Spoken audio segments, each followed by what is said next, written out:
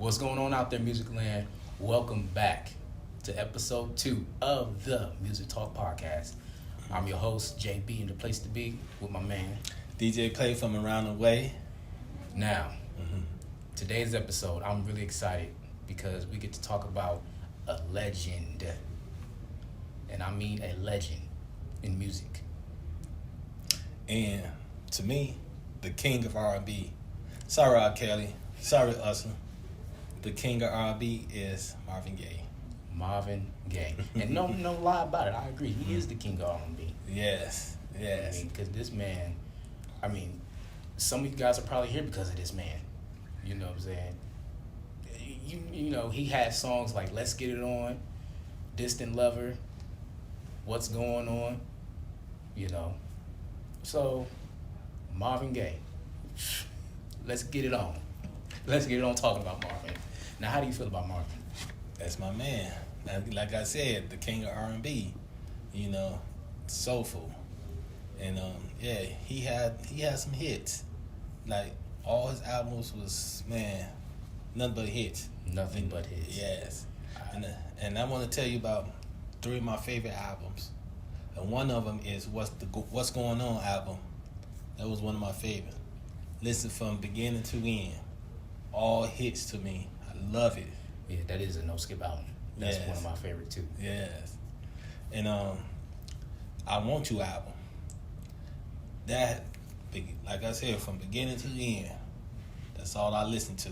Mm-hmm. From beginning to end, I don't skip no songs. I had a lot of my favorite songs on there. Now with Marvin, let's talk about the different phases of Marvin. I want to go to let's start off with 1960s Marvin. Now, 1960s Marvin, he had a lot of hits in the 60s because I think they tried to make him as he wanted to be like Frank Sinatra in the 60s, but Barry Gordy, I think Barry Gordy was like, nah. I'm not about to be like that because, you know, Marvin, he was freshly shaved, had the little box going on in the 60s at the time, but he had hits. He had a whole bunch of hits in the 60s. And then when we get to the 70s, I think that's where Marvin really took off in the 70s because he came out with What's Going On and a whole bunch more. Because that's when Marvin took control of his own music. And, you know, the rest is history. Yes. And I heard What's Going On almost didn't make it. Yeah, that's true. What's Going On almost did not make it. Because Barry Gordy, he didn't want What's Going On to come out because he thought it was going to cause an uproar or something. But Marvin said, I'm going to do it anyway. And that's exactly what he did. It came out to be a hit, too. Huge hit. Proved Barry wrong. Uh-huh. Yeah. I think that's why he left Barry after that. Oh, yeah. He's like, nah, you know, I think Marvin felt like he could do whatever he wanted to now. And then when the 70s came, because Marvin came out with hit after hit after hit in the 70s. And all of his albums were amazing. Yes. That's no lie about that. Yes. Mm-hmm. Yeah, no lie about that at all. Yeah. And I want to ask you, what's your favorite 3 songs? Ooh. The top 3. Top 3? No, that's a tough one. Because I'm a huge Marvin fan, so I can name about 10, 20, 30, 40 songs of Marvin. But if we go in top 3, I'm going to have to go with 1, Distant Lover. 2, Let's Get It On. 3, Got to Give It Up. Well, Distant Lover, yes. Then I like the disco song, Got to Give It Up. Then my favorite one is on on that album, I Want You album, called Come Get With Me. That's one of my favorites. I love that song. That's a good song. Yeah. Speaking of the album, I think that's one of his best albums. Oh, yeah. Yeah, After the Dance on there. Yeah, that's my joint right there. Yeah. Yeah, that's one of my favorite albums. And what I love about that track is that Marvin was doing his own background vocals too. Oh, yeah. Yeah, I think he was one of the first to ever do that though. Probably, yeah, pretty much. Yeah, because he also did it on What's Going On. Yeah. along with he had his own background vocals, and he also had like some players from the Detroit Lions to do background vocals too. For real? Yeah. Man, you taught me something. Something new. Yeah.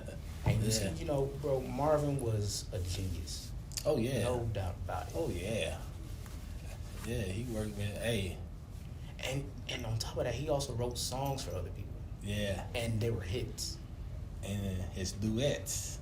Oh yeah. Yeah. Yeah, I almost forgot about the duets. Yes. Especially the ones with Tammy Terrell. Oh, man. Tammy Terrell, man. She a legend. She is. You think they was a couple the way they was singing to each other? I know. I believe he probably hit on a low key tip. Yeah. So because he was fine. I mean, hey, girl, that's that fine. Yeah. Even though we knew that was David Ruffin girl. Hey, I think he hit. That's probably why, David was kind of rough on her.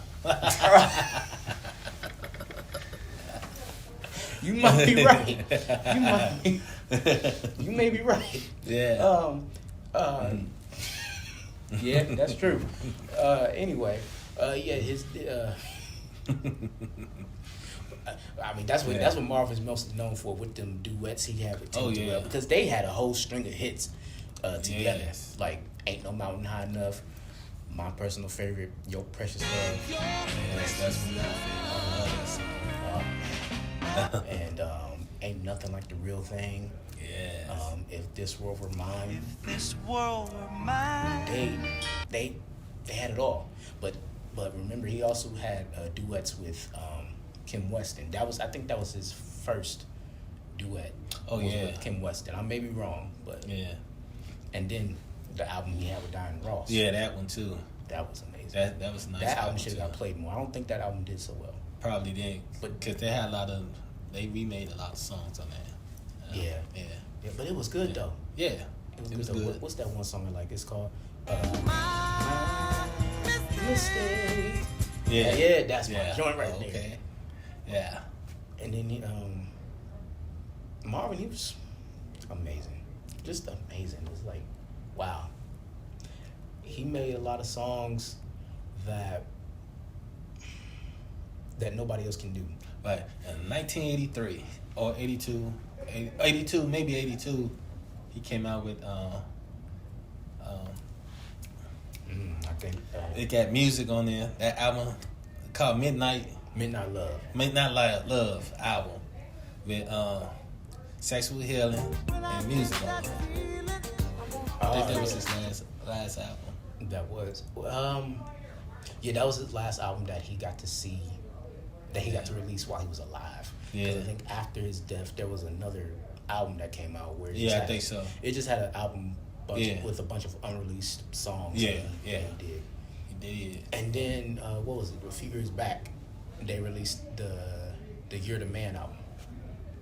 Oh yeah. I think that's another album with just unreleased songs, but it was a good album though.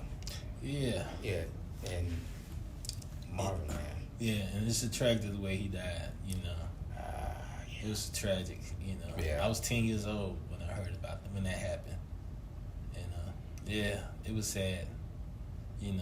Somebody that was, Yeah. yeah, Taken out by your own dad. yeah, that was terrible. Terrible. I could say a lot of things about Marvin Gaye Sr., but I'm not gonna do it. But cause he took out an icon, a legend. Yes. Like I said, it's a lot of things I can say, but we ain't gonna say it here. We're gonna say it off camera though. Best believe that. All right. Best believe we're gonna say a lot of.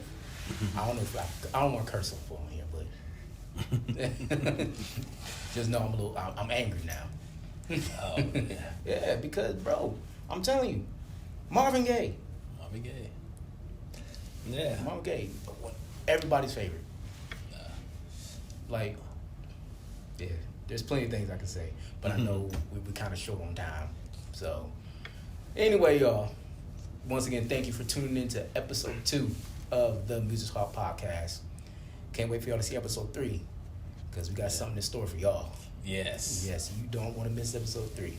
We ain't even gonna tell you. We just gonna, y'all gonna wait. But I hope y'all enjoyed this episode. Once again, this is the Music Talk Podcast. I'm your man JB, the place to be. And I'm DJ Play from around the way. And we'll see y'all next time. Yeah. Peace. Peace.